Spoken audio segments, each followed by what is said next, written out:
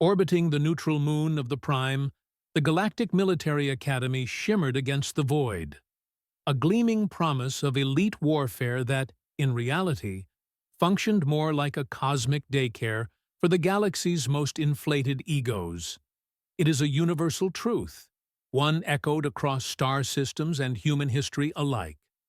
Arrogance is often the loudest form of ignorance.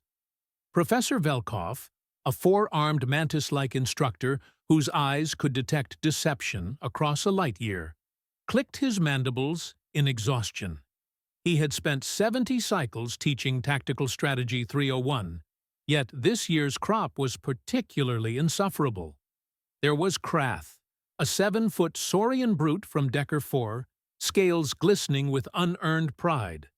Zelix, a Sith whose insectoid mind processed tactics like a supercomputer devoid of soul. And Farah, a crystalline lumina who pulsed with emotional smugness. And then, sitting in the center row, was Maya Torres. To the alien eye, she was nothing, a small, soft biped from a world barely 2 decades into galactic contact. Earth was classified as a Class 12 death world, a bureaucratic designation the others dismissed as diplomatic hyperbole. They saw only her weak bone density and lack of natural armor. "Look at her," Krath rumbled, his voice a subsonic sneer. "Sitting like she's waiting for a shuttle, not a war." The mockery was a slow tide, rising daily. It peaked during a tactical review when Velkov questioned the class on a siege scenario. Maya's answer was quiet and lethal. Abandon the fortress, collapse the pass, and wait 3 weeks to mop up the starving remnants. The room erupted in laughter. Krath slammed his desk, mocking the human cowardice of waiting. Maya's jaw tightened, her voice dropping to a register that vibrated with suppressed danger. "We survived by becoming the predators everything else ran from. You might want to remember that." The tension snapped during sparring. Krath, outweighing her by 200 pounds, toyed with her, demanding she show him her death world reflexes. Maya evaded with bored precision, finally stopping to deliver a singular warning. "Back off. That's one. Humans don't usually give two." When Krath charged again, she merely blocked him, sending him skidding, and walked away. But the real lesson began 3 days later. Velkov announced the Survival Crucible, a 72-hour nightmare simulation in a hostile, randomized environment.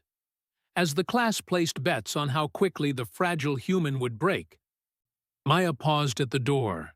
The air shifted, growing heavy with the gravity of her words. She explained that a Class 12 world didn't just have one threat, it had everything. Weather, bacteria, gravity, predators. "We climbed to the top of the food chain on a planet trying to erase us," she said, her eyes cold. "So, stay out of my way. Don't ask for help." The simulation dropped them into a hellscape of jungle humidity and adaptive drones, a nightmare for the aliens. But for Maya, it was just a camping trip. Krath fell first. Loud and clumsy, unable to regulate his body heat, he was tagged by a drone within minutes, left twitching in the mud. Zelix, blinded by moisture on her compound eyes, couldn't calculate the chaos of nature. And Farah? She found Maya at an objective point and tried to intimidate her. Maya simply unscrewed her canteen. "You know what disrupts crystalline harmonics?" she asked softly. Cold water on a heated surface.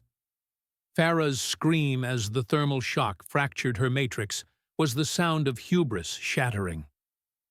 For 72 hours, Velkov watched the monitors. He saw Krath cowering in a cave, Zelix paralyzed by indecision, and Maya moving like a ghost, completing every objective with ruthless efficiency. When Zelix cried out over the comms that Maya's movements followed no logic, Maya's voice cut in, We run on spite and stubbornness. See you at extraction. The debriefing hall was a mausoleum of silence. The aliens stood battered, muddy, and humbled. Maya stood pristine, having achieved a perfect score. Velkov let the silence stretch before delivering the final verdict. He pulled up a holographic projection of Earth, a swirling blue marble of chaos. Class 12 worlds don't breed survivors, he lectured, his voice grim. They breed apex predators who learn to cooperate to survive impossible odds. Cadet Torres warned you. That is a human courtesy. On Earth, most predators don't warn at all. Broken and bruised, the bullies offered their apologies. Maya accepted them with a smile that didn't quite reach her eyes. The smile of a creature that knows it can kill, but chooses not to. "We're good," she said, hoisting her gear. "Just don't make me repeat myself."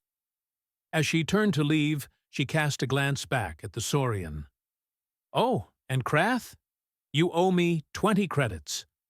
Laughter broke the tension, but the lesson was seared into them.